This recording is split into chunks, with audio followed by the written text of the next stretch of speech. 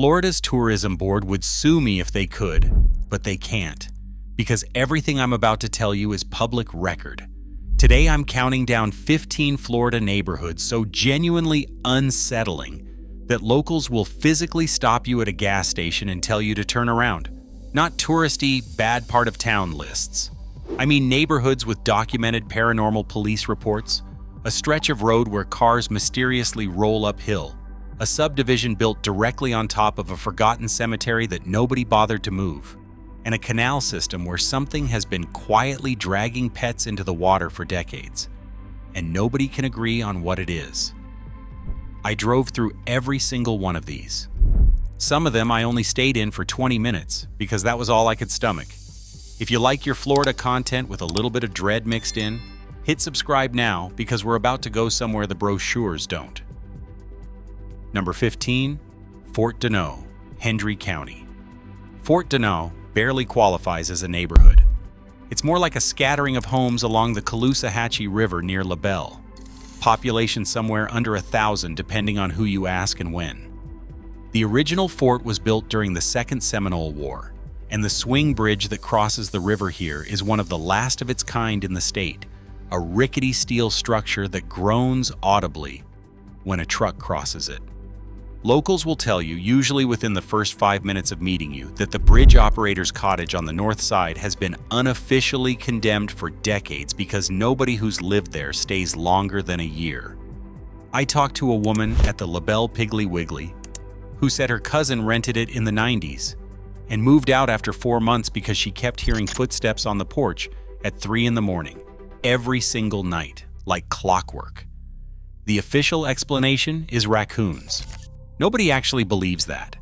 The area around the fort itself is thick with old oak hammocks, and hunters have reported for years that their dogs refuse to cross a certain tree line near the original fort site, just plant their feet and won't move no matter what. Make of that what you will. There's no cell service for a 2-mile stretch along River Road, which means if something does happen out there, you're genuinely on your own until you hit LaBelle proper. Number 14, Estero Island's Old Town section, Fort Myers Beach. Most of this list is quiet, forgotten places, but Estero Island earns its spot for something different, a kind of collective dread that settled over the Old Town section after Hurricane Ian in 2022. The storm surge here hit over 15 feet in places, and entire blocks of historic cottages simply vanished overnight. What's left standing are foundation slabs, staircases leading up to nothing, and the skeletal frames of a handful of buildings that survived but were gutted so completely they look like movie sets rather than real structures. Locals who rebuilt describe walking their old streets at dusk and getting disoriented because the landmarks that used to anchor them, a bait shop, a particular palm tree, a mural, are simply gone, and the brain keeps expecting them to be there. Several residents told me they avoid driving through after dark entirely, not because of crime, but because the empty lots where their neighbors' homes used to stand make the whole experience feel like driving through a graveyard with the headstones removed. Search and rescue crews recovered remains for weeks after the storm, and there's a quiet, unspoken understanding among longtime residents that not everyone who was lost that night has been found. That's not a ghost story. That's just true. And it sits over the neighborhood like weather. Number 13, Macanape's Cholaca Boulevard After Hours. During the day, Macanape is the antique shop town, the Doc Hollywood filming location, sleepy and charming under its canopy of live oaks. But ask anyone who's lived there more than a decade, what happens after the shops close, and you'll get a different answer than the daytime brochure suggests.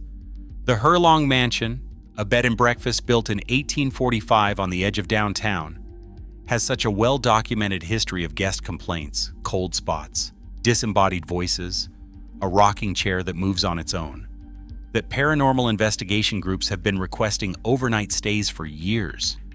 But it's not just the mansion. Several shop owners along the boulevard have reported motion-activated security cameras triggering in the dead of night with nothing visible on camera, night after night, always around the same 2 or 3 in the morning window. The moss hanging from the oaks does something strange after dark too, and I'm not being poetic about that. Without streetlights competing with the canopy, the Spanish moss essentially swallows any ambient light. So a street that feels quaint and photogenic at noon becomes almost total blackness within an hour of sunset.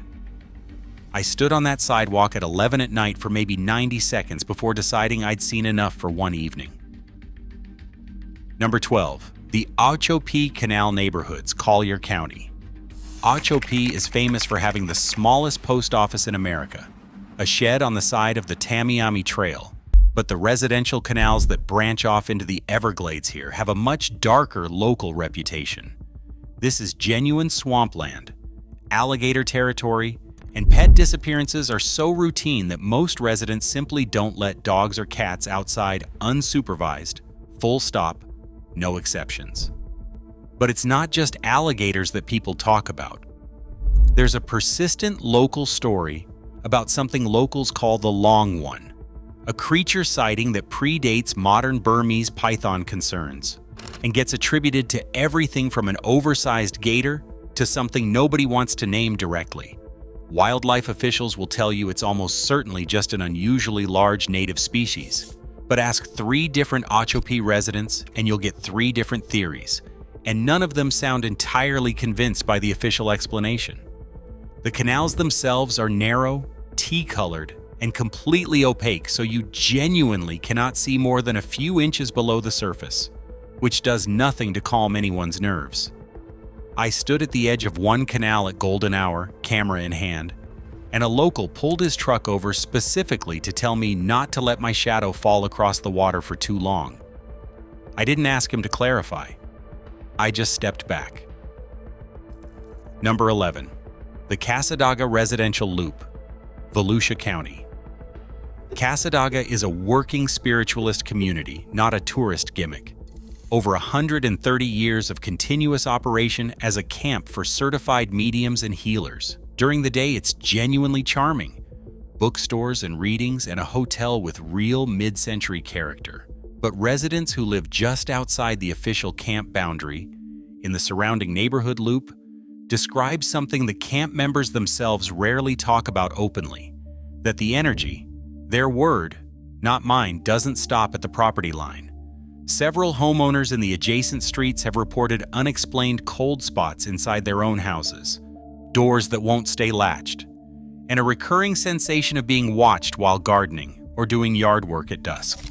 One woman told me she stopped hanging laundry outside after 6 p.m. because she consistently felt like someone was standing directly behind her, close enough to feel breath on her neck, and turning around always revealed nothing. The Casadaga Hotel itself has generations of documented guest reports, but it's the ordinary residential streets around it, the ones that look like any other quiet Florida subdivision, where longtime locals get noticeably quieter and more careful with their words. Number 10. The old Rosewood town site, Levy County. This one isn't a ghost story, it's history, and it's exactly as heavy as it sounds. In January 1923, Rosewood was a small, prosperous, majority black community near Cedar Key.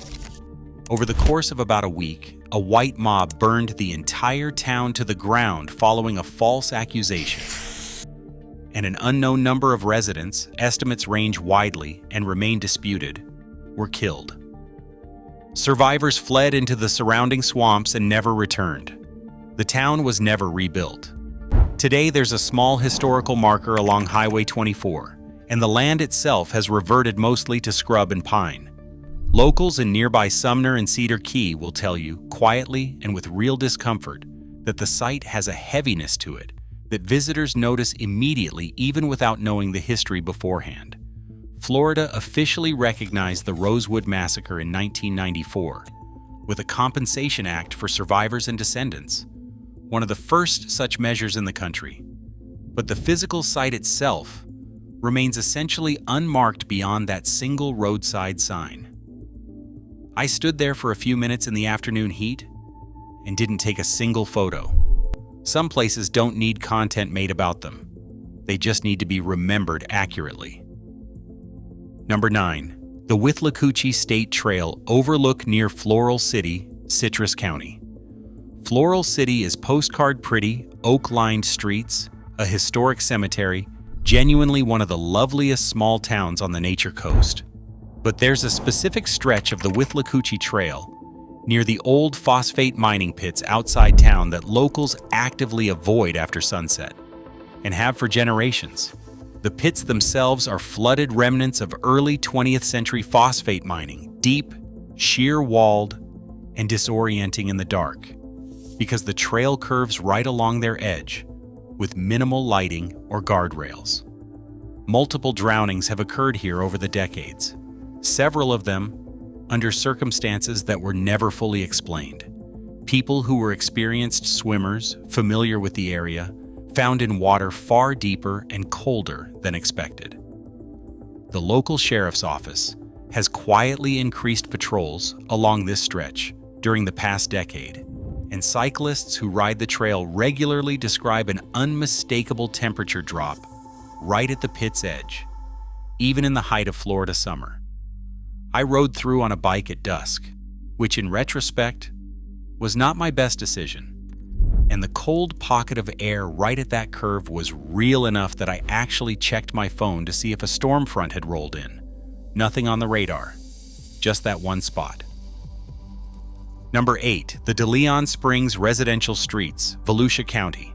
DeLeon Springs is famous for its pancake house built over a natural spring where you cook your own food at the table.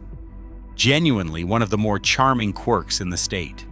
But the neighborhoods surrounding the state park have their own history that doesn't make it into the pancake house's promotional material. The spring itself was originally developed in the 1880s as a health resort. Much like Panacea and Safety Harbor, built on the belief that the mineral water cured everything from arthritis to melancholy. What locals will tell you, if you ask the right way, is that the spring has claimed lives steadily over the decades. Swimmers pulled under by the strong upwelling current at the spring's source, several of whom were strong swimmers with no apparent reason to struggle. The residential area just north of the park has a noticeably higher than average number of homes with elaborate protective symbols worked into their landscaping and porch decor, hex signs, painted stones, wind chimes positioned in specific patterns, a folk tradition that longtime residents take seriously without necessarily wanting to explain why to outsiders. When I asked one homeowner directly about the wind chimes on her porch, she smiled, said just tradition, and changed the subject so smoothly, I almost didn't notice she'd done it. Number 7, the Hobe Sound Canal District, Martin County. Hobe Sound looks like exactly what you'd expect from a wealthy, quiet stretch of the Treasure Coast, manicured lawns, gated entries, golf carts, the works. But the canal neighborhood on the western edge of town, closer to the Loxahatchee Refuge boundary, has a decades-long reputation among locals for pet disappearances that go beyond typical alligator activity. Multiple residents over the years have reported finding collars, only collars, left neatly at the water's edge, no drag marks, no other signs of struggle, which is not how alligator predation typically presents. Wildlife officers have investigated periodically and generally attribute it to bobcats, coyotes, or larger gators moving through the canal system from the refuge. But the specific detail of the collars being left behind, seemingly deliberately, has become local legend regardless of the official explanation. One retired police officer who's lived on the canal for over 20 years told me he stopped letting his cats outside entirely after finding his neighbor's dog's collar draped over his own dock railing one morning, positioned too neatly to have washed up naturally. He wouldn't speculate further than that. He just said he doesn't ask questions he doesn't want answered. Number 6, the abandoned Interlochen Phosphate District, Putnam County. Interlochen itself is a small, unremarkable town, but the abandoned phosphate mining land just outside it has been generating uneasy local stories since the mines closed in the mid-20th century. The land is pockmarked with collapsed shafts, sinkholes, and flooded pits that were never properly filled or fenced, and Putnam County has documented multiple incidents over the decades of people, mostly teenagers looking for a thrill, going missing, or getting seriously injured exploring the old works. The county eventually posted extensive no trespassing signage, but locals say the signs get torn down or shot up faster than the county can replace them. There's a specific abandoned processing structure, a rusted tower visible from the main road that longtime residents refer to only as the tower, with a tone that makes clear they'd rather not elaborate. A retired miner I spoke with in town said flatly that 3 of his childhood friends went exploring those shafts in the 1970s, and only 2 came back, and the search for the 3rd lasted weeks before it was called off. He said it the way you'd mention the weather, flat, resigned, and completely unwilling to discuss it further. Number 5. The San Lando Springs neighborhood, Seminole County. This one surprised me because it's suburban Orlando, not remote backcountry, ranch homes, cul-de-sacs. The whole thing looks like any other 1970s Central Florida subdivision. But San Lando Springs sits directly atop one of the densest documented sinkhole clusters in Seminole County, and the neighborhood has a long, uncomfortable relationship with the ground, literally opening up beneath people's homes. Insurance data shows sinkhole claims in this specific zip code running significantly above the county average for decades, and several streets have visibly patched and repatched sections of asphalt where repairs have been made repeatedly to the same spots. Residents describe a specific kind of anxiety that doesn't really have a name, the sense that the ground itself can't fully be trusted, which changes how people relate to their own yards and driveways in a way that outsiders don't immediately understand. One woman told me she still, after 15 years in her home, avoids walking across a particular section of her own backyard because of a slight depression that appeared and was patched years ago, but never quite sat right with her again. It's not dramatic. It's just a quiet, persistent unease that never fully goes away once you've lived through even one nearby collapse. Number 4, the Frostproof Lakeside District, Polk County. Frostproof is a small citrus town built around several interconnected lakes, genuinely lovely during the day with a downtown that looks frozen somewhere around 1965. But Lake Clinch, the largest of the town's lakes, has a specific stretch along its southern shore that locals have quietly avoided for generations, tied to a series of drownings in the 1950s and 60s that were never fully explained and that predate any of the current safety improvements. The lake bottom here drops off unusually sharply and unevenly, a legacy of old limestone mining activity, creating pockets of much deeper, colder water than swimmers expect based on the surface conditions. Longtime residents will tell you, almost as a rite of passage for newcomers, exactly which section of shoreline to avoid, passed down with the same casual authority as directions to the nearest gas station. The town itself leans hard into its name, Frostproof, supposedly because frost has never once been recorded here. But ask anyone who grew up swimming in Lake Clinch and they'll tell you the real local warning has nothing to do with weather at all.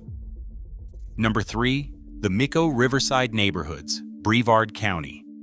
Mico sits along the St. Johns River system, a quiet, unincorporated community that most Floridians have never heard of, and most Brevard County residents actively avoid mentioning without a specific reason.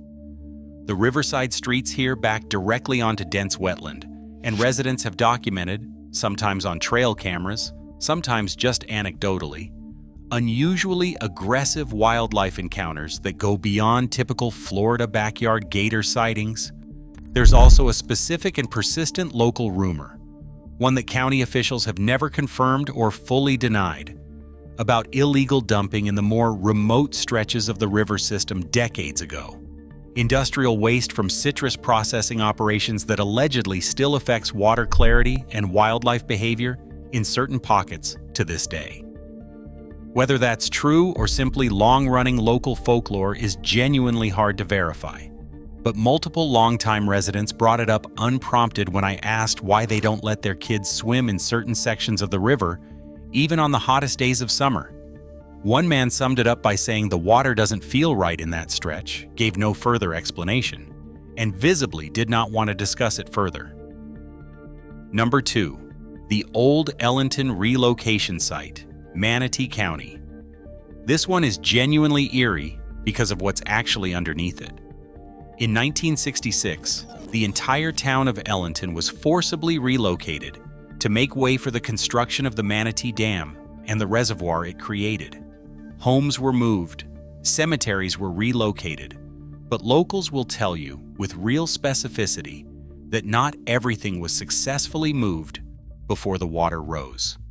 Divers and fishermen on Lake Manatee have reported for decades snagging lines or equipment on submerged structures, foundations, chimneys. In some cases, what appear to be sections of roadway, still sitting on the lake bottom, exactly where the old town used to stand. The Florida Department of Environmental Protection confirms that submerged structures do exist in the reservoir, remnants of the relocation that were simply left in place once the area was flooded, since removing them wasn't considered necessary once the town was underwater. For longtime Manatee County residents whose families were part of that relocation, the lake isn't just a reservoir, it's the literal ceiling over where they used to live. And more than one person told me they've never been able to bring themselves to swim in it. Not out of fear exactly, just an unshakable feeling that you shouldn't swim over your own hometown. Number 1. The Weeki Wachee Residential Canal System, Hernando County. Weeki Wachee is famous for its mermaids, the underwater theater built over one of the deepest freshwater springs in the country. A genuinely charming piece of mid-century Florida that's managed to survive into the present. But the residential canal neighborhoods that grew up around the spring system, built in the 1960s and 70s to cash in on waterfront access, sit atop a cave system so extensive that it has never been fully mapped, not even close, despite more than half a century of cave diving exploration. Divers have died in these submerged passages regularly since organized exploration began. Well-documented, well-trained divers, with proper equipment, disappearing into tunnels that branch and narrow in ways that make even experienced cave divers turn back. Residents living directly on these canals describe an unusual and specific discomfort about what's beneath their own docks, not the alligators or the manatees, which everyone in Florida gets used to, but the genuine uncertainty about how deep the caves run and where they actually lead. One homeowner who's lived on the canal for over 30 years told me she's never once let her grandchildren swim off her own dock, despite the water looking as clear and inviting as anywhere else in the state, because, in her words, nobody actually knows what's down there. And after 3 decades of living on top of it, she's decided she doesn't want to be the one who finds out. Standing on her dock at sunset, watching that impossibly clear spring water fade from turquoise to black as the light dropped, I understood completely. Some water in Florida you swim in. Some water you just quietly respect from the shore. So that's the list. 15 Florida neighborhoods where the locals aren't exaggerating for the cameras. They're genuinely telling you something they believe. Some of these are rooted in real tragedy, real history that this state doesn't always do a good job of remembering out loud. Some of them are just old Florida strangeness that's been passed down so many times, nobody remembers where it started. Either way, if you're ever driving through one of these towns and a local pulls over just to tell you to be careful, take the advice.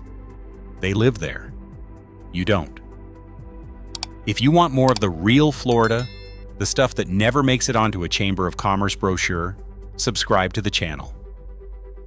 We go looking for these places every single week, and honestly, some weeks I wish we hadn't found what we found. I'll see you in the next one.